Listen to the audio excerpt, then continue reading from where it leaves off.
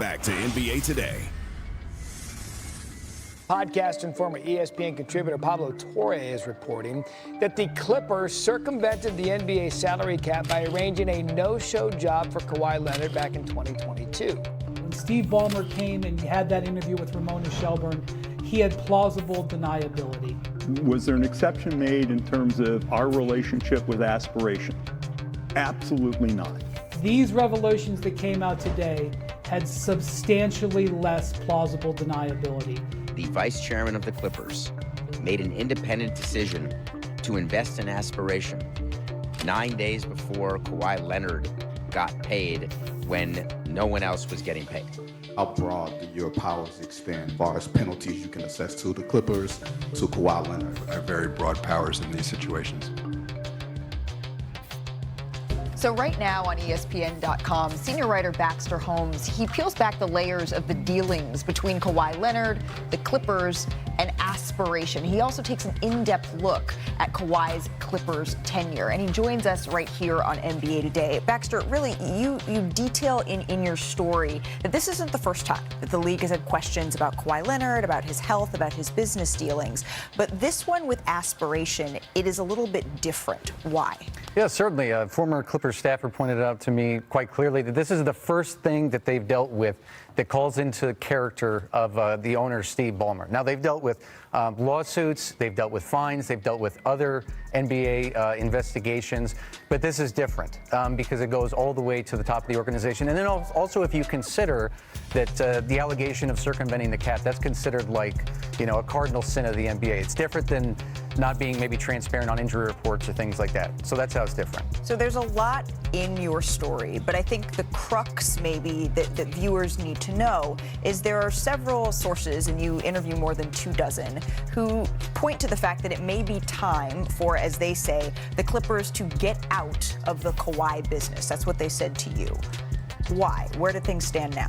Well, look, the Clippers are optimistic that if he can stay healthy, they're excited about the coming season. But taking a step back, if you consider the huge investment that they made in him in the beginning, which has helped Oklahoma City build the dynasty in many ways, if you consider how many games that he's missed, if you consider all of the off-court issues and drama, the current ongoing investigation that's playing out right now, a former staffer said to me, it's at some point Steve has to get out of the Kawhi Leonard business. Now, he's under contract for 2 more seasons, at the end of which he'd be 36.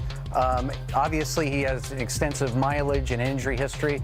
I don't know what happens to him after that point. People I talked to said they expect him to play through this current contract. Beyond that, no one's quite sure. Well, and when you think about the last time we saw Kawhi Leonard and the Clippers on the court, it was really exciting, I think, to see for a lot of Clippers fans, which makes this all the more complicated as the organization takes a look at how it's going to move forward here. I want to bring Brian Windhorst back into the conversation. Wendy, what does this actually look like, do you think, this season for Kawhi Leonard and the Clippers?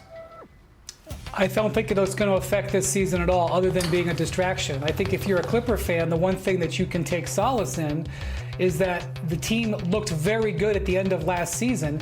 They finished the regular season 17-4. Everybody remembers that they were ahead in the series against the Nuggets 2-1 and were ahead in the final minute of Game 4 before the Aaron Gordon tip dunk at the very end of the game, which was one of the most remarkable plays in the playoffs that turned that entire series. And then in the second half of last season, after the All-Star break, Kawhi averaged almost 26.7 rebounds and shot 52%, and even continued to work out through mid-June because he felt so good and wanted to have his body take over. And as Baxter said, he is under contract for the next 2 seasons for $100 million. The Clippers may have made some mistakes in the past with the Kawhi Leonard situation, but they are stuck into it right now and actually feel like they're in a good place with the team and this roster changes that they've made. And that's what I think the message that you'll hear when they meet for training camp in 2 weeks. Wendy, thank you. I want to bring Pau Gasol and our reporter Tim McMahon into this conversation as well. Pau, I'm going to start with you because you played with Kawhi for 2 seasons, right, in San Antonio with the Spurs. What insights did maybe you glean then that could have, foreshadowed what we're seeing now? Yeah, I mean, Kawhi, when I played with him in San Antonio, obviously he was one of the greatest players in the league. He could make stuff happen in either end of the floor in an elite way. And that's, then the way he exited San Antonio was quite not ideal, and he was it created some issues, also around our season at the time. But apparently there were some differences that couldn't be solved, and he kind of, got his way out. Luckily for my brother and the Raptors, they benefited from that, and they won a championship, and they were very happy about that. And I'm always obviously happy and I'm rooting for success. Here, the Clippers took a big gamble. It didn't quite pan out as they planned. I think when you look back, and I think you mentioned it on the article, a lot of GMs at the time, when he was a free agent, they would have gone all in also for Kawhi. And bringing Paul George at the time was also one of the top players in the league. So, it just didn't work out. Now they have to deal with reality and what's here, what's in front of them, and looking at what's best for the franchise going forward, whether it's, and at some point relationships end, in terms end. So Kawhi will be, just like any other player, will be moving on, and the Clippers have to deal with what's best for them, and they should be optimistic and positive going into a season. If you're not, you're already kind of fish dead in the water, right? Yeah. So yeah, that's it. I think it's an important point that you made, though, that Baxter outlined when you said that general managers around the league sort of note that at the time, particularly in the situation that the Clippers were in, where they were sort of trying to come out of this Donald Sterling era, it's a move that most teams would have made to get a player like Kawhi Leonard.